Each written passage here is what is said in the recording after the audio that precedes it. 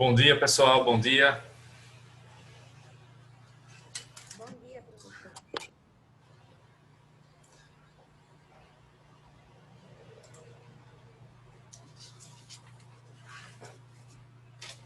Muito bem, vamos começar aqui a primeira parte da aula de hoje com o seminário sobre outros tipos de testamento.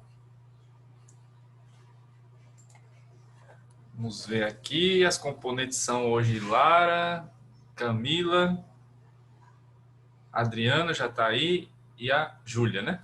Falta só a Júlia. Ah, a Júlia chegou. Então, estão todas. Sim.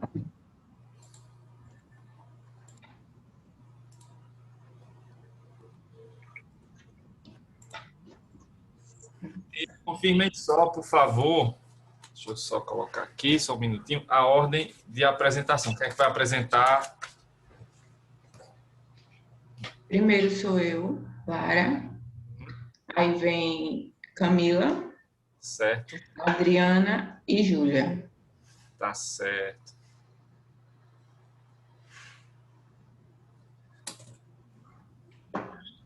Aí a pergunta de sempre, né? Se vocês autorizam aí a transmissão e exibição no YouTube. Sim. Muito bem. Pronto, então podem começar. Agora são 8h15, então vocês têm até as 8h35 aí para apresentar o tema, que são outros testamentos, né? São os testamentos que vão do cerrado até o testamento vital. Então fiquem à vontade, é só quando precisar passar o slide, fala o famoso passe e aqui eu vou passando os slides. Boa sorte. Certo, obrigada. Bom dia, o nosso grupo ficou responsável por apresentar os temas do testamento cerrado, particular, excepcional e vital, e eu vou dar início falando sobre o testamento cerrado. Pode passar, professor. Bom, considera-se cerrado o testamento elaborado e apenas subscrito pelo testador em instrumento particular de conteúdo apenas por ele conhecido, cuja validade depende de ser apresentado a tabelião para que vede e lavre o auto de aprovação. O tabelião também não conhece seu conteúdo, salvo se o testador tiver escolhido para lavrar um instrumento e depois vedá-lo. Essa é a espécie de testamento que o testador deseja manter sigiloso, em virtude das razões que lhe sejam próprias, tornando-se conhecidas suas disposições apenas quando falecer. Há 4 formalidades que precisam ser observadas, e elas estão previstas no artigo 1868. A primeira é a entrega do testamento cerrado ao tabelião pelo testador, acompanhado de 2 testemunhas. A segunda, declaração do testador de que aquele é o seu testamento. Terceira, lavratura do auto de aprovação e leitura deste pelo tabelião. E a quarta é a assinatura do tabelião, das testemunhas e do testador no auto de aprovação. O testamento cerrado sempre foi de reduzida utilização pela população brasileira, até porque, se não houver as formalidades de sua aprovação pelo tabelião, é considerado inexistente. Ele ingressa no mundo jurídico apenas a partir da data do auto de aprovação notarial e não da data em que foi escrito pelo testador. O objetivo do auto é apenas o de certificar a autenticidade do testamento cerrado, por ter sido apresentado pelo testador ao tabelião. Há impedimentos para as pessoas cegas se valerem do testamento cerrado, mas a finalidade dessa limitação é de proteção, o que pode ser dispensável quando a pessoa possa ler e escrever utilizando-se da linguagem especializada de Braille. Aí, neste caso, o testamento deve ser considerado válido e eficaz, pois o seu conteúdo poderá ser lido após a sua morte por qualquer pessoa que falecer. Uma importante inovação trazida pelo Código Civil de 2002 foi a admissibilidade da escrita mecânica e eletrônica. Não há mais necessidade do testamento cerrado ser manuscrito pelo testador, o qual deve numerar e autenticar todas as folhas reproduzidas ou impressas com sua assinatura ou rubrica, que é o que prevê o parágrafo único do artigo 1868. Apesar da finalidade do sigilo das disposições testamentárias, admite a lei que o testador possa se valer de terceiro de sua confiança para redigir o testamento. A lei não exige que o testador saiba ler, nada impedindo que o analfabeto, por exemplo, possa se utilizar do testamento cerrado, desde que ele saiba assinar, né, já que é um requisito essencial. E também ele pode ouvir o que foi escrito pelo terceiro da sua confiança. A assinatura do testador, ao final do testamento cerrado, como eu falei agora, é um requisito essencial. Ainda que ele tenha solicitado a outrem para fazê-lo, mesmo assim, ele não é uma exigência que ele assine ou rubrique as páginas anteriores. Também, o tabelião ou seu substituto legal pode redigir o testamento a rogo do testador, mas por dever de ofício ele tem que manter o sigilo do seu conteúdo, não reproduzindo em suas notas, exceto o auto de aprovação. E, por fim, a entrega do testamento cerrado é pessoal. Ele não pode ser representado por outra pessoa, para que afaste o risco provável desse representante violar ou substituir o instrumento por outro.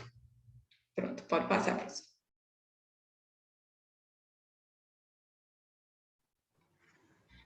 Então, dando continuidade a essa espécie de testamento, o testamento cerrado também traz alguns apontamentos que são importantes para o seu estudo. Dentre eles está a questão da declaração do testador. Não há necessidade de que essa declaração ela seja feita oralmente, de modo que mudos poderão fazê-la de forma escrita ou a partir de linguagem de sinais, desde que o notário a compreenda.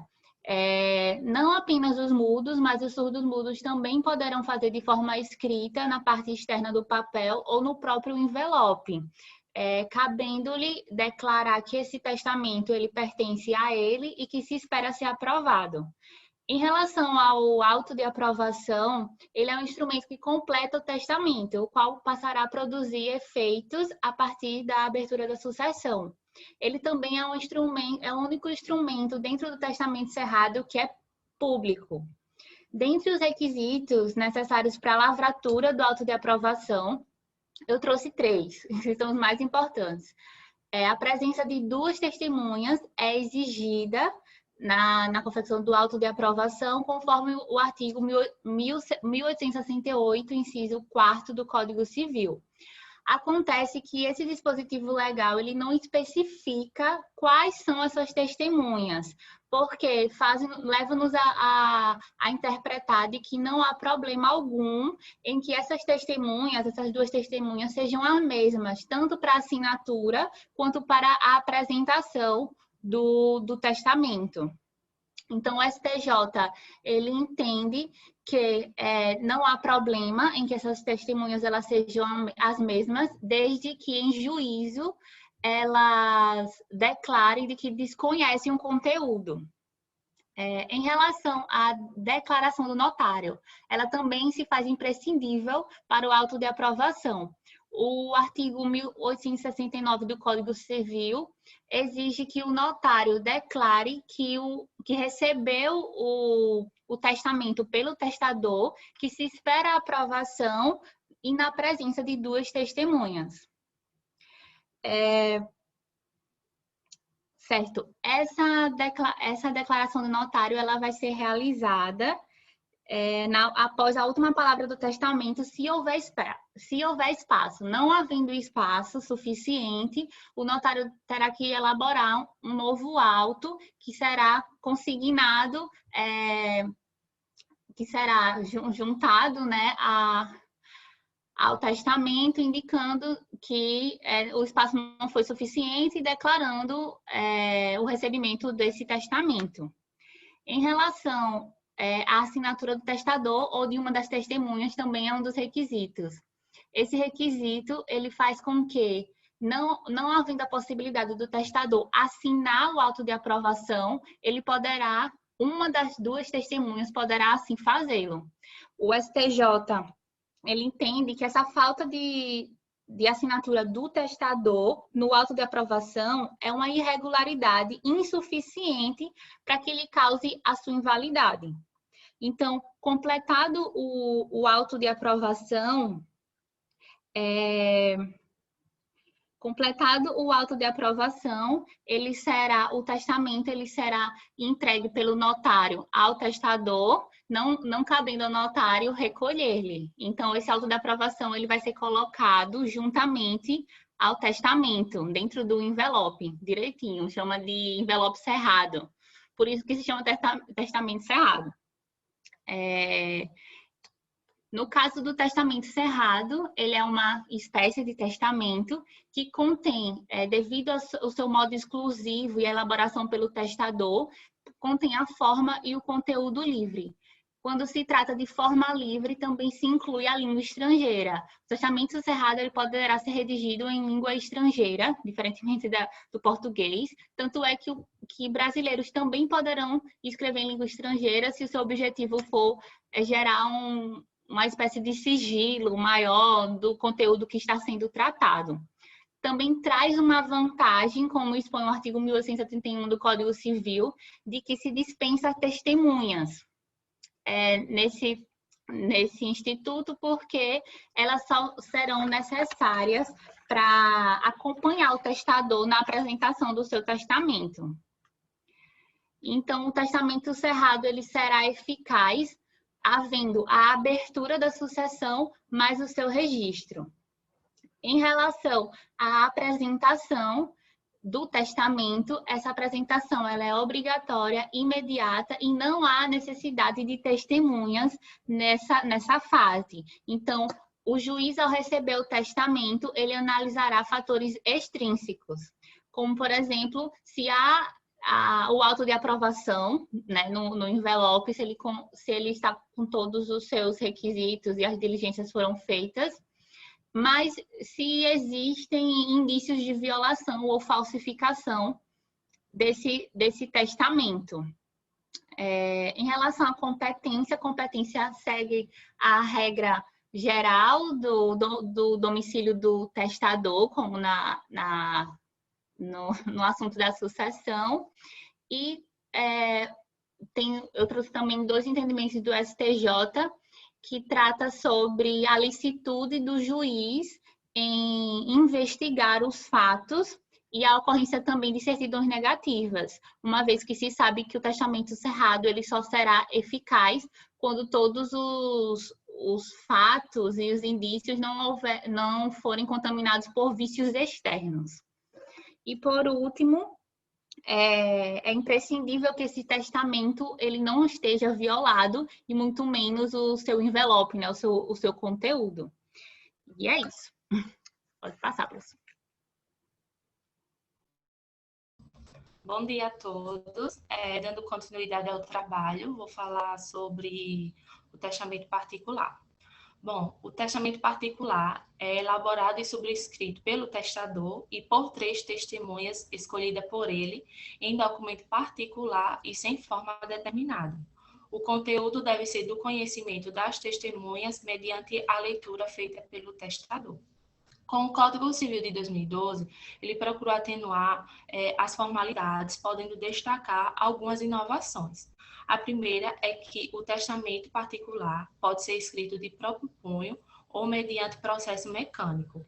Possui a possibilidade de ser escrito de modo mecânico por outra pessoa ou por uma das testemunhas. A assinatura do testador é exigível apenas no final do texto manuscrito, datilografado ou impresso juntamente com as testemunhas. E teve a redução de 5 para no mínimo 3 testemunhas que devem ouvir a leitura do testamento e assiná-lo. E, por último, a possibilidade da confirmação judicial do testamento, ainda que tenha sobrevivido apenas uma testemunha. Para que possa produzir efeitos com a morte do testador, deve ser apresentado ao juiz para que determine sua publicação após ouvir as testemunhas com citação dos herdeiros legítimos. Quanto aos seus requisitos, os requisitos legais quanto à formalidade dizem respeito à sua validade. Se faltarem as testemunhas, o testamento será nulo. Se falecerem todas as testemunhas, o testamento será ineficaz, porque assim ele não poderá ser confirmado. Caso não tenha as 3 testemunhas, o testamento se tornará inválido, porque a lei existe no mínimo 3. O requisito essencial é a leitura feita pelo testador às testemunhas. A função das testemunhas não é de gravar mentalmente o conteúdo proposto pelo testador, mas sim de reconhecer perante o juiz que aquele é, de fato, o testamento que ouviram e assinaram. Segundo o artigo 1880 do Código Civil, o testador tem a liberdade para escolher o idioma que queira utilizar no seu testamento. O único requisito legal para sua validade é que as testemunhas compreendam o idioma escolhido por ele, pois é indispensável que as testemunhas ouçam a leitura do texto e as compreendam. Atualmente, a legislação... Pode passar, professor. Não, antes. Tá. Atualmente, a legislação não exige o reconhecimento da assinatura do testador e das testemunhas do testamento particular. Essa exigência é uma exigência que a lei não faz. A conferência se dá após a abertura da sucessão, em virtude da publicação do testamento e da citação dos herdeiros legítimos que podem impugnar as assinaturas. Porque para os documentos particulares em geral, inclusive o testamento, não há mais a obrigatoriedade de ser feito pelo próprio figurante e nem na presença das testemunhas, sendo suficiente a assinatura para a prova das obrigações convencionais de qualquer valor. Com isso, é o que entende a determinação do artigo 219 do Código Civil, dizendo que as declarações constantes de dos documentos assinados presumem-se verdadeiras em relação aos signatários. A publicação do testamento particular, ela poderá ser requerida depois da morte do testador, pelo herdeiro, pelo legatário ou pelo testamentário, bem como pelo terceiro detentor do testamento, sem impossibilidade de entregá-lo a algum dos outros legítimos para requerer. Agora pode passar. Bom, sobre o testamento simplificado ou excepcional, em se tratando de circunstâncias excepcionais, segundo a dicção do artigo 1879 do Código Civil, poderá o testador realizar, sem necessidade das testemunhas, apenas o escrevendo de próprio punho e assinando ao final. O documento ou a cédula testamentária, ela é inteiramente livre quanto à sua forma e conteúdo, bastando apenas que seja inscrito e assinado pelo testador. Mas para esse tipo de testamento, são essenciais dois requisitos. O primeiro é que seja feita a declaração na própria célula pelo testador das circunstâncias excepcionais, e o segundo é que ele deve ser escrito e assinado de próprio punho pelo testador, não podendo se valer de meios mecânicos e nem de terceiros. Com relação às suas circunstâncias, diferente dos testamentos especiais, que é o marítimo, o aeronáutico e o militar, previsto para situações limites com risco de morte para o testador, o testamento simplificado precisa declarar as circunstâncias excepcionais, né? O porquê do testador fazer esse tipo de testamento. Outro requisito restritivo dessa modalidade de testamento é a escrita de próprio punho. A escrita de próprio punho contribui para assegurar sua veracidade ao lado da sua assinatura, pois se for questionada em juízo, poderá, mediante perícia especializada, se valer de outros documentos escritos deixados pelo testador para fins de comparação. Assim, evita-se que esse tipo de testamento seja feito por terceiro ou por alguém interessado apenas na sua assinatura. Nesse testamento simplificado, deverá ser confirmado pelo juiz a qualquer tempo, mesmo quando cessarem as circunstâncias excepcionais, pois a lei não impõe prazo para esse tipo de testamento. A sua confirmação pode ser feita pelo portador do testamento, a quem o testador confiou.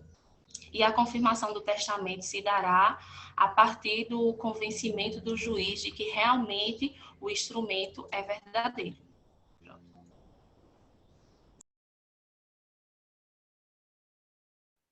Bom dia. Eu vou falar um pouquinho sobre o testamento vital. Esse tipo de testamento, ele foi idealizado pelo advogado americano Louis Kuttner, que ele é ativista dos direitos humanos e um dos fundadores da Anistia Internacional no fim da década de 1960. E ele redundou a Lei Federal de 1991, o Patient Self-Determination Act, o PSDA. Traduzindo, é a Lei de Autodeterminação do Paciente.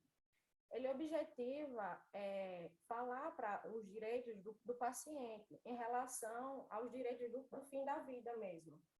Quais os direitos que esse paciente tem, certo? Esse tipo de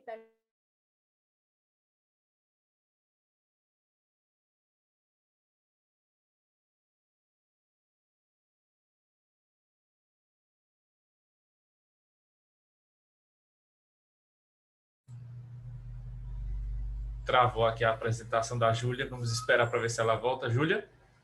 Oi? Deu uma travadinha na sua apresentação. Aí você retoma da parte que a gente terminou de ouvir você quando você terminou de falar sobre a lei. Aí volto dessa parte, tá? Pronto. A lei, a tradução é a Lei de Autodeterminação do Paciente.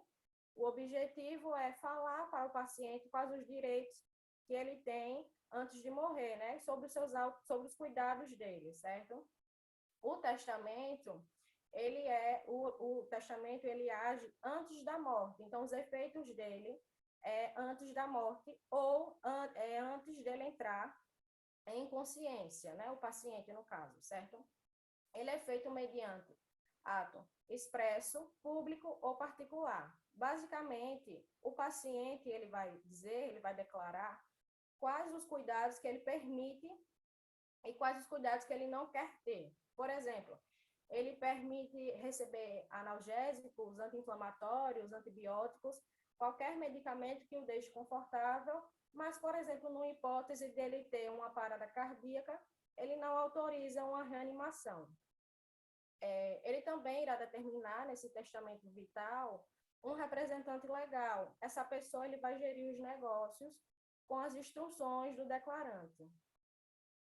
A natureza jurídica desse testamento vital, assim como o testamento comum, é um ato, uma declaração de última vontade. A principal diferença, como eu disse inicialmente, que o testamento vital, os efeitos dele, aplicados ainda em vida do declarante. É um negócio jurídico unilateral e que está sujeito à suspensão. Por quê? Se o declarante estiver em momento de, mesmo que transitório, ele não puder livremente expressar a sua vontade, esse testamento ficará suspenso. A validade do testamento, como eu coloquei aí no slide, pode ser encontrada em alguns artigos, né, no Código Civil e na Constituição Federal, já que não tem uma legislação que regule esse testamento. O artigo 104, ele fala sobre o negócio jurídico, né, sobre a capacidade. Então,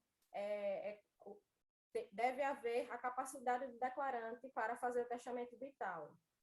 Já o artigo 171, ele fala que o negócio jurídico ele pode ser anulável, ou seja, o testamento vital, aí, no caso, ele pode ser anulável se houver dolo, culpa, coação. O artigo 1º da Constituição Federal, no seu inciso 3º, fala da dignidade humana. O artigo 5º do direito à liberdade, ou seja, o direito à liberdade de escolher fazer o testamento vital. Ainda no artigo 5º, no inciso 3º da Constituição Federal, fala da garantia contra o tratamento desumano e degradante, ou seja, a autonomia privada mesmo do declarante. E aí entramos numa distinção entre a ortotanásia e a eutanásia, que é um ponto crucial no testamento vital. A ortotanásia é a prática utilizada no testamento vital. O que seria ela? Passa, por favor, professor, o slide. Eu coloquei um slide bem prático para a gente conseguir entender. A ortotanásia, no slide, né, está aí, morrer naturalmente, não realizar procedimentos invasivos para prolongar os dias de vida. O que seria isso? Por exemplo, eu vou utilizar o exemplo do Papa João Paulo II, em 2005, foi o falecimento dele, e foi um falecimento que ocorreu mundialmente. Né? Ele utilizou da prática da ortotanásia. E ele aceitou essa prática ainda, ele reconheceu na encíclica. O que seria essa prática? O paciente aí que está, né, em estado grave, numa doença incurável, onde os tratamentos aí já não surtem mais efeito, não mudam o curso da doença, a morte é iminente, inevitável, né?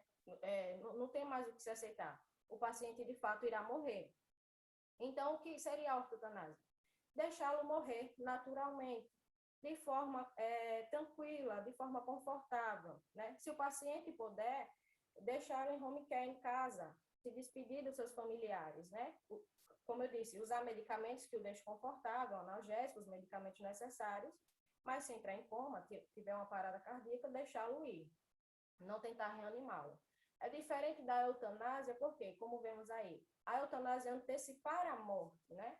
Quando se tem uma doença grave que não tem cura, mas a morte não é iminente, não é inevitável. Há tratamentos, há como prolongar assim a vida, mas aquele paciente ou familiar não quer mais aquilo. Por exemplo, o paciente está com uma doença grave, não tem cura, passou por um procedimento cirúrgico, voltou, está em coma, mas ali ele não morreu, ele pode retornar.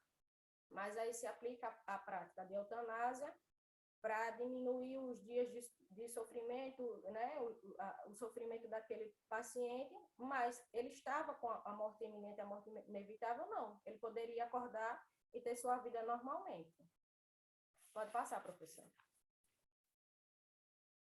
E aí tem a resolução, a número 1995 de 2012, que fala um pouco sobre o testamento vital. Eu vou começar sobre as características da resolução, certo? É apto para fazer o testamento vital qualquer pessoa maior de 18 anos ou os emancipados judicialmente, né, que estiver em pleno gozo das suas faculdades mentais. O documento ele pode ser particular, de forma livre e sem presença de testemunhas. É importante a presença do médico, do paciente, porque ele é o profissional que vai auxiliar o paciente sobre os tratamentos necessários para aquele paciente, né? Sobre os medicamentos, sobre qualquer tipo de tratamento que for melhor para ele, para o fim da vida dele mesmo. E também é um documento facultativo. Ele pode ser feito, pode ser revogado, pode ser modificado a qualquer tempo.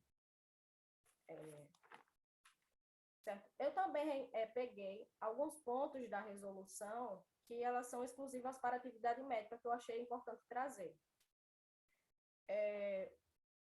No segundo parágrafo da resolução, o médico irá considerar as diretrizes, que no caso são, né, as declarações antecipadas da vontade do paciente, né? O que o paciente comunicar, o que o paciente expressar para o seu médico, certo? Serão consideradas também as informações daquele representante legal que o paciente designou. Aí vem um ponto bem importante, que é o parágrafo 2º, ele diz que serão desconsideradas as declarações tanto que o paciente ou representante legal declarou que estiver em desacordo com o Código de Ética de Medicina. Só que aí, essas declarações, né, que estiverem em desacordo, vai violar a autonomia do paciente, né? Já que aí, né, o testamento vital é para se sobressair à vontade do paciente, mas se estiver em desacordo, não vai ser aplicado. Só que aí, no caso, o que deve ser feito é que tem que ir ao Poder Judiciário para ele escolher o que deve ser feito, e não ao médico, ou ao familiar, ou representante legal, ou quem quer que seja. Já que trata-se de um negócio jurídico, e quem deve avaliar a validade, né, do testamento vital é o Poder Judiciário. As expressões do paciente vão prevalecer sobre aos do médico, né? A não ser que tiver, por exemplo, um avanço no tratamento, tiver alguma inovação, deve ser falado ao representante legal ou ao paciente, e claro que, né, todo mundo, ninguém quer morrer, né? Vai aceitar, sim, por exemplo, que seja revogado ou que seja modificado o seu testamento. As diretrizes, as expressões do paciente, ela pode ser anexada no próprio prontuário, na ficha médica mesmo dele. E na ausência dessas, né, das diretrizes, ou na ausência do representante legal ou das familiares, né, o médico ele vai recorrer ao Comitê de Bioética. Na falta desse, na Comissão de Ética de Medicina ou ao Conselho Regional e Federal de Medicina.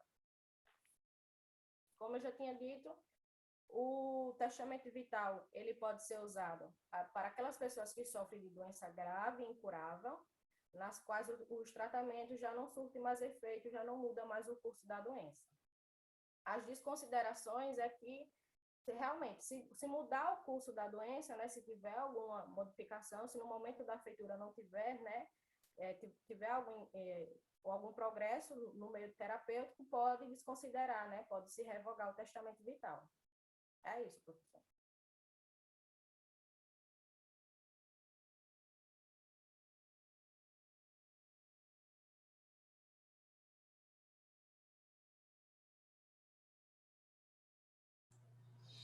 Muito bem, muito bem. Gostei bastante da apresentação de vocês, foi bem... Trouxe aí muitas informações, foi muito interessante e vocês conseguiram aí fazer dar uma coesão para a apresentação, mesmo tendo aí vários tipos de testamentos e todos bem diferentes uns dos outros, né? Então, ficou muito legal a apresentação, então de parabéns todas as 4 pela apresentação. Primeiramente, como eu fiz ontem, abro espaço aqui para os outros colegas que estão assistindo a apresentação para que façam alguma pergunta. Se vocês têm alguma dúvida, então, perguntem às meninas aí para que elas respondam.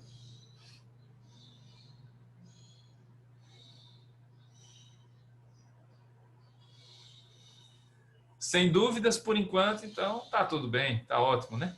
Então, deixa eu só concentrar aqui as perguntas. Como tivemos 2 alunas que apresentaram o tema, né, na sequência, o testamento cerrado, então vou fazer a pergunta para a Lara e para a Camila ao mesmo tempo, já que vocês trataram do mesmo tema. Sobre o conteúdo do testamento cerrado. O testamento cerrado, o conteúdo, né, o testador, quando ele vai ao cartório para buscar lá o auto de aprovação, ele precisa obrigatoriamente ler o conteúdo para o tabelião. Esse conteúdo tem que ficar disponível para o tabelião de alguma forma, ou basta que o testador chegue lá no cartório e, né, mostre que tem um testamento e que quer fazer um auto de aprovação. Como é que funciona em relação a isso? Porque ontem a gente viu o testamento público, né, que tem aquelas formalidades e tal, e que ele precisa ser lido lá, né, em voz alta e tudo mais, o conteúdo. Já no testamento cerrado não parece ser essa a ideia, mas me confirmem, né? Confirmem aqui para todo mundo se o conteúdo deve ser divulgado lá para o tabelião, pelo menos, ou não precisa. Como é que funciona isso? Professor, de início eu falei, né, que tipo assim, o conteúdo é apenas pelo testador conhecido. Aí só o tabelião só vai ter conhecimento disso se o testador tiver escolhido ele para lavrar um instrumento e vedar, ou também fazer o testamento a rua do testador.